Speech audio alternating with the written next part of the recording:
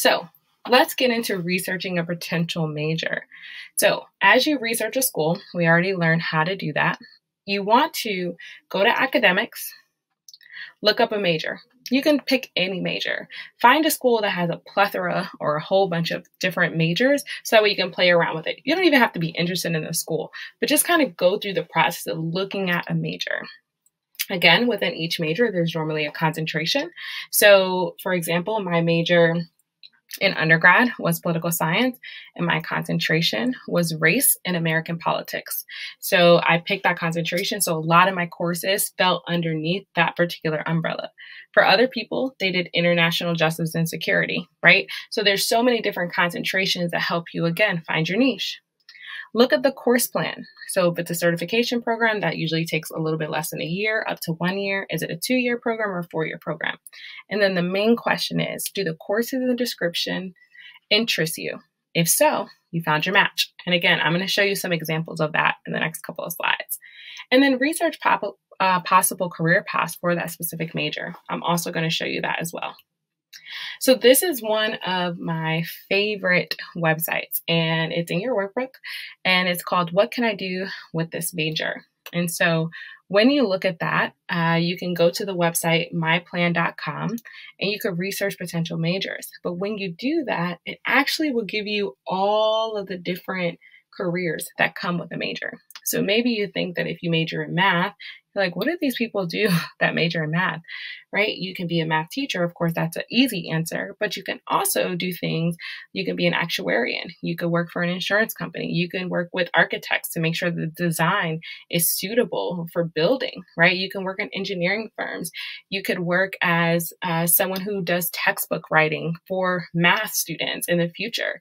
So I love this website because it really gave students 3 things: what you could do with a major in terms of career, skills that you can have, and then some helpful links. And so I want you to definitely go to this particular website and research potential majors.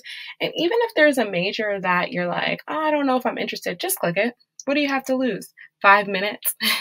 We lose 5 minutes in so many things, but just play around. Allow your heart to kind of explore and have adventure with this.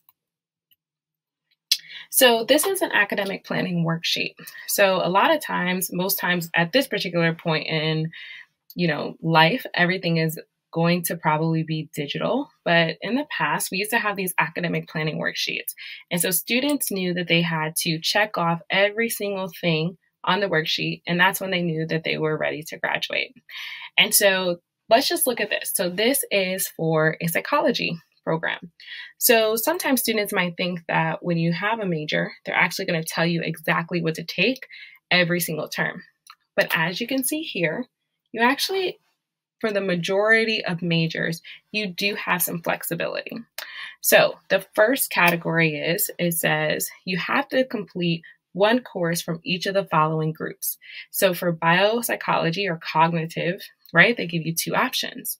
Under developmental, they give you 2 options. Under social, personality, and gender, they give you 3 options. So you get to choose. You only need to take 1 of those, right? And this is 3 breadth group courses. So again, you have to just take 1 of each. You might have elective space to take more, but in order to graduate, you have to check this off. So like I said, every university at this particular point in life is going to have it digital, and they might call it some sort of degree audit plan to kind of help you track your way to graduation. So this is a person who wants to declare a major. So if a school has prerequisites, remember prerequisites are anything you need to take before you can do something else. So before you can take Calculus 2, you got to take Calc 1. Before you can take an upper level sociology course, such as the sociology of family, you got to take introductory to sociology first. So this is helping a student figure out, what do I need to do in order to declare the major? So for this one, a person can submit their AP psychology course. So if you did that, amazing. Or you could take any introductory course. You have to complete 1 statistics course. So a lot of times what you find in different majors that are not STEM related, so science, technology, engineering, math, and they're taking Calc 1, Calc 2, Calc 3, differential equations, you'll find that the other individuals still need to take a math class, but usually it's under statistics because these particular majors a lot of times move into research, and so statistics will help you to accomplish that.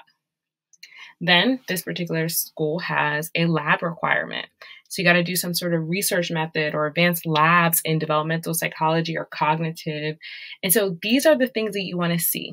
If within all of the options that you get in order to graduate with this particular major, do any of them excite you? And so we talked about so much just now, right? We talked a lot about how to get a major, how to know what you want to study, the statistics around, people who change their major, and then we have some tools. And so I want you to go ahead and take a deep breath. And I want you to just have fun with this. Again, this is an opportunity for you to explore. And guess what? You might explore today and you might have one idea, and then you get on campus and it's a real life situation, not just research, and you might feel something different. I want you to allow yourself to do that.